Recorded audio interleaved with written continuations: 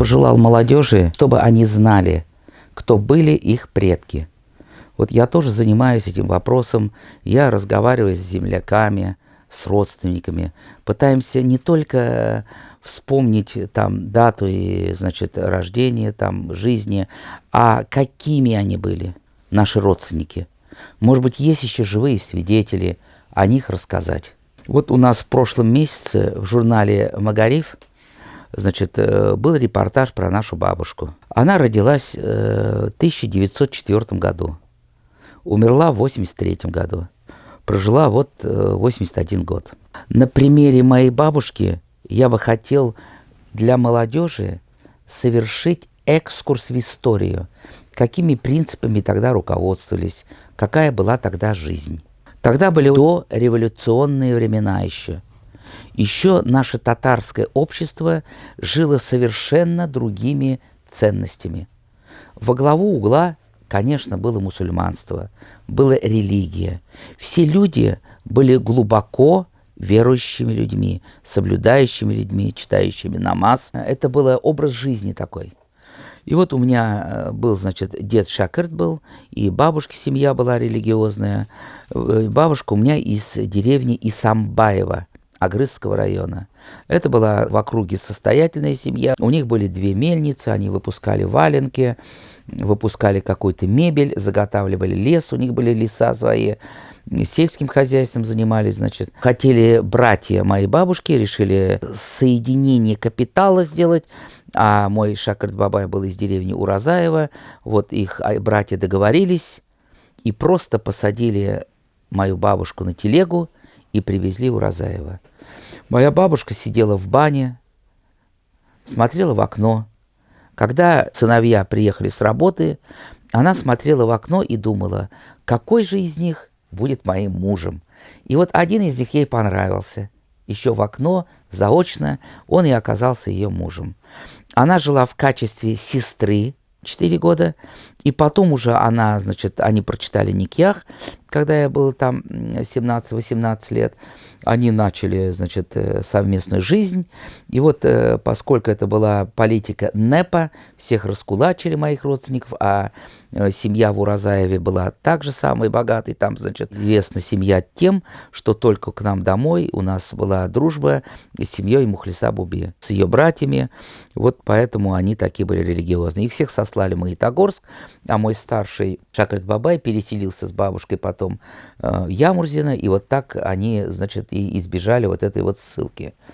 У меня у бабушки за 14 лет было 8 детей. И когда дед мой Шакырт Бабай в 1941 году сразу уходил на войну, у его младшему ребенку был 1 год, вот, а старшему 14. И вот в такой ситуации, значит, голод, не хватает еды, значит, средств. И как была постановка вопроса в семье, как была дисциплина. Дисциплина была железная. Никто никого ремнем не воспитывал, в угол не ставил. Просто были заложены принципы. Принципы уважения старших, принципы уважения родителей, принципы мусульманства, коллективный намаз, пятничный намаз. Все держали уразу. Даже в сельхоз работы в летнее время, у меня бабушка говорит, какое-то время суток пожилые люди сидели в погребе, потому что было очень жарко, дни были длинные, настолько была, значит, вера сильная. И когда им рассказывали истории, что в городах, чтобы люди приняли христианство, и чтобы вот эти принципы сломать, людей некоторых силом заставляли кушать, силом заставляли пить. Представляете, как было людям другой веры, другой нации не понять этих мусульманских принципов. Им подсовывали во время еды свинину, там что-то, в голод. Вот и такие методы были. Вот такое время было сложное. Это не конкретно какие-то люди виноваты, просто были люди, подвержены тому времени. И вот у меня бабушка воспитала вот этих 8 детей. И поскольку у меня Шакирт Бабай был известен на все соседние 30 деревень, это была очень уважаемая семья, значит, и нужно было держать вот эту планку, значит, семьи Шакирт Бабая. Поэтому и ей в работе, и сыновьям нужно было соответствовать. И вот они, значит, никогда ни с кем не ссорились, и всем помогали. И у меня бабушка отличалась на всю округу бескорыстием. Ее приглашали сажать картошку. У нее было очень сильное чувство юмора. И вот тогда в деревне было очень принято эме.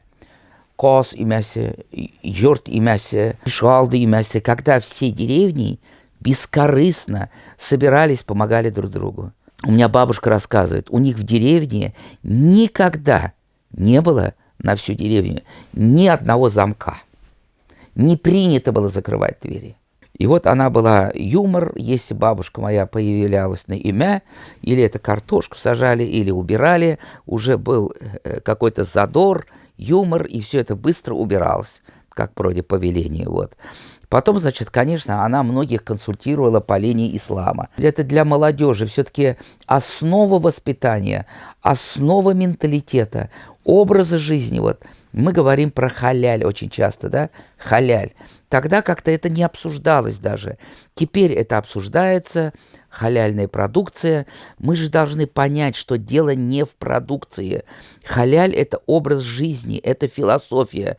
Это значит, с рождения ребенку надо прививать халяльный образ жизни. И другого образа жизни просто быть не может. Поведение, значит, это поступки. Очень важно, чтобы деньги были халяльные. И бизнес был халяльный, чтобы... И отношения, все вместе это. У меня бабушка. И когда она достигла 70-летнего возраста, она говорила так, что так надо читать намаз. Это ее выражение. Как будто ты читаешь намаз последний раз. Она рассказывала про этот другой мир, про этот мир. Вот это как-то она очень с пониманием глубинно рассказывала. И когда ей исполнилось 70 лет, она как-то хотела, чтобы ее проводили вот так, как она хочет. Она выбрала в деревне 20 человек. Тот, кто ее будет мыть, кто будет копать могилу и кто будет нести по улицам. И вот она каждый месяц их обходила, давала им куштанач, как она говорила. Вот мы тогда все-таки уже ее сыновья были состоятельные, куштанач ей приносили. И когда к ней приходили и спрашивали, а где куштанач? Там, а уже ничего нет, потому что бабушка все успевала раздать за этот месяц. Тем, кто ее будет мыть, она объясняла, как надо мыть, как нужно руку поднимать, как мыть, как, потому что она сама участвовала в этом в деревне. Ее тоже старались на это всегда пригласить, поскольку она религиозная. Как нужно нести по улице, как нужно вокруг ворот пройти, как нужно, чтобы не оступиться вокруг ямы, чтобы осторожно пройти там по углу улицы, чтобы там мимо канавы как пройти, во дворе по лестницам как спуститься. И вот она им каждый месяц давала такой инструктаж. Другой группе людей она говорила, как копать, как закапывать, как доски сложить, как все это должно быть. Значит, она обходила раз в месяц, раздавала куштанач, которые были в избытке и приносили дети, и спокойно возвращалась домой. Вот. Прошло 10 лет. Ей исполнилось 80 уже. За 10 лет вот эти вот люди, с которых она инструктировала, никого не осталось живых. Все равно ее так похоронили, как она хотела. Она похоронена. Вроде бы она обычный человек. Она не герой. У нее нет медалей. Но вот в памяти она осталась такое доброе, они воспоминания у всех. Ее все вспоминают в деревне. И она, наверное, герой мирной жизни. Вот они делали носки, вязали для фронта. Они для фронта отправляли часть мяса, часть молока. Это ведь тоже труженики фронта. Они научились ценить вот продукты, ценить жизнь, ценить отношения. Мы должны почаще их вспоминать и отдавать им дань должной, наверное.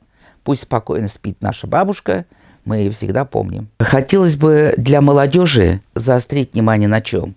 Вот мы же порой не задумываемся, кто живет у нас в подъезде, молодежь, как кто у нас одноклассники, одногруппники, может быть, кто-то нуждается в совете, может, кто-то нуждается в помощи.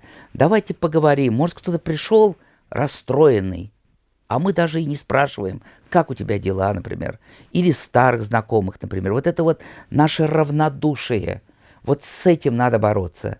И потом вот это бескорыстие. Давайте не будем в каждом поступке, в каждом действии искать выгоду какую-то. Просто помочь, просто собраться. Вот. У нас очень много литературы. Вот у нас каждый раз много бывает пакетов. У нас без пакета с литературой из штаба не уходит ни один человек. Мы проводим 100 мероприятий по 70, по 80, по 60 человек. Вот. В этом пакете лежит, значит, у нас обязательно журнал «Четки». Это был дефицитный, интереснейший журнал по 2-3 номера. В этом пакете у нас лежат «Известия Татарстана», «Звезда Поволжья», «Башкирская газета», «Нижегородская», значит, журналы «Идель», «Тюмбике», «Шахри Казань», и также журналы «Агрыза», «Нижнекамская» газеты. Вот такой пакет мы даем литературу. И мы просим, чтобы мы даем некоторым по 5 пакетов, некоторым по 10, чтобы они нашли людей, кому нужна эта литература, кто с удовольствием почитает этот интереснейший журнал «Четки», да? Вот, чтобы они раздавали. И вот это вот получение у нас журналов и раздача, это и есть начало элемента какой-то благотворительности. Они задумываются над этим. Также мы собираем на религиозные праздники у молодежи деньги. У нас участвует где-то 1500-1800 людей, и многие из них сдают по 50 рублей, по 100 рублей. И для нас это очень ценно, что студенты, у которых бюджет ограничен, они лишаются какого-то мороженого и сдают нам эти деньги. Нам вот ценны эти их 50 рублей, потому что с этого начинается благотворительность, взаимопомощь, милосердие и духовность нашей молодежи.